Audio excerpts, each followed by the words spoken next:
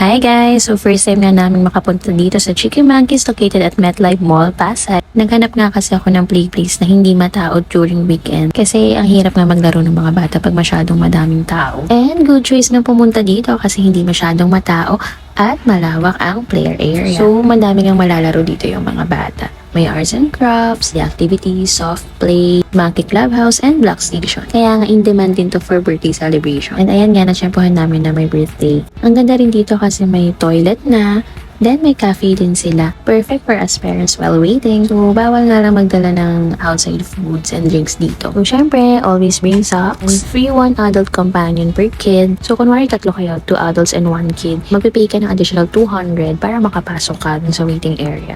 And one thing nga na napansin ko pagpasok namin is ang dami talaga activities dito. Kahit nga yung anak ko sabi, mama hindi ko na alam kung ano uunahin ko. So, alam ko na rin yung magiging pagod namin mag-asawa dahil may bullets pa kami na napakakulit. Pero syempre, ginusto namin to eh. So, kaya to. Sayang bayad. Charot. And in fairness, sa malinis dito, wala akong nakita na yung mga bola parang luma na siya unlike sa ibang play place. Super nag-enjoy nga yung kids namin dito, bitin pa nga sa 1 hour actually. Pero happy na daw sila kasi gutom na din. Kaya naman guys, kung naghahanap kayo ng pupuntahang play place, try nyo dito sa Chicken Monkeys. Boy, dito sponsored ha. Yun lang, bye!